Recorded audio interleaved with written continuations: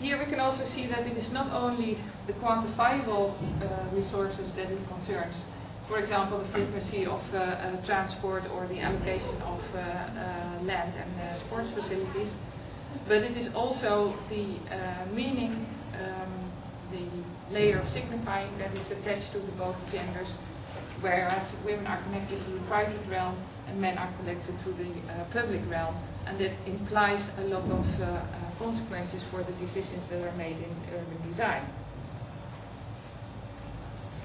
In the 1990s, like in most countries, there was a wave of privatization in the national policies that also concerned the spatial policies and housing policies. The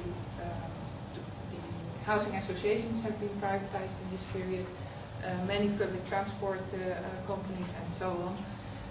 And at the same time, consumers became more critical, more affluent, and also more diverse. And in this period, the gender equality was becoming an issue for politics, so it was no longer a grassroots movement, it was also starting to be introduced into policy making. And in the Netherlands, like in many European countries, this was done first by a special agency, an emancipation agency. And during the 1990s, this was abandoned, this concept of special agency, and the policies were supposed to be continued sector-wise. So every ministry was supposed to have its own emancipation policy. This for spatial policy, the Ministry of Vrom in the Netherlands, means that very little was done. It was completely forgotten. And in 2005, the evaluation of these policies, the Ministry of Vrom ended with a very bad assessment because they didn't do anything about this. As a result of the privatization, the grassroots movement, who had started earlier to define the issues, now began to market their knowledge in a way, and they created consultancies. The Dutch consultancy, which was called ARIA at some time, no longer exists, but it had a very strong influence, and particularly on the issue of safety. Safety in public space, and a lot of this kind of manuals, I lend this one from Aki, but a lot of this kind of manuals actually originated from these activities.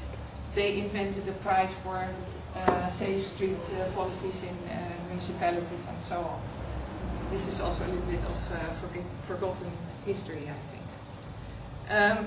These consultancies, of course, were very practice-oriented, and they directed themselves mainly at the local authorities as the providers then still of policies, and especially for the allocation of services and public space.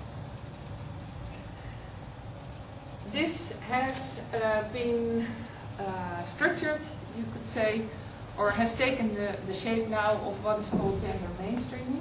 Gender mainstreaming is a policy where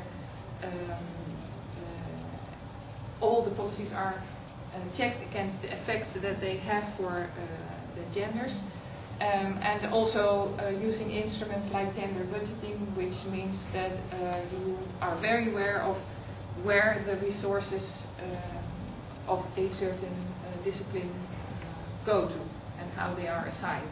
For example, if you plan sports facilities, do we make a lot of football fields which are used mainly by men and consume a lot of land, or do we also allocate other sports facilities which are preferred by women, or do we create the accessibility and the conditions that women can also play football, for example, which is happening a lot in the Netherlands at the moment. A lot of women want to play football. There can be also a difference, for example, in the way that boys play and girls play. This has been extensively investigated by Lia Karsten from geography in Amsterdam, and it has also led to differences in design of playgrounds and the location of playgrounds. one of the, by the way, the picture that you see here is of these pink parking lots is one of the consequences of the gender mainstreaming policies in Seoul in Korea, where they have a program called the Women Friendly City, which aims to improve women's access to urban resources, and part of the issues is safety in public space, and part of the strategies that they use is making specific parking lots in safe places so that women can reach destinations like jobs or cultural facilities or education facilities more easily. Now, of course, you can ask yourself if this kind of stereotyping is, in fact, in the long run, probably rather more role confirming than actually really improving something for women, because it is not actually doing something about the improvement of the urban space, but it is making a special facility for something which is considered, for somebody who is considered a special target group. Another strategy, if I may call it like this, is that arose in this century is the attention paid to the daily routines and the time-space patterns. And this has risen out of an awareness that a lot of the unwaged work is causing spatial claims. For example, migration, a lot of mobility is caused by activities which are often called leisure, but in fact incorporate also a lot of family care and not only consuming for leisure but also consuming for the good of the household.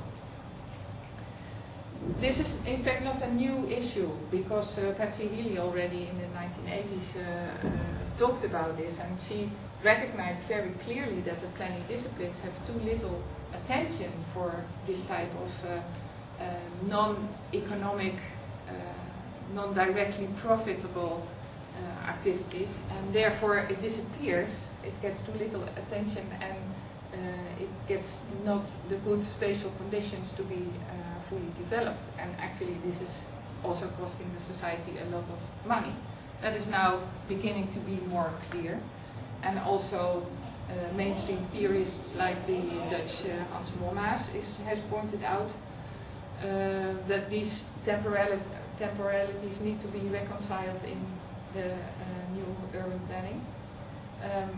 But the way this is being spoken about now is losing its gender dimension. So speaking about these temporalities also implies that they are no longer, it is no longer visible that the one temporality is inhabited mostly by women and the other temporality is mostly inhabited by men. So that is the advantage of this strategy, is that it makes visible this contribution, it makes visible this what we call slow networks, but the disadvantage is that it loses its gender dimension, and with it, it loses certain aspects, as for example physical integrity goes more to the background.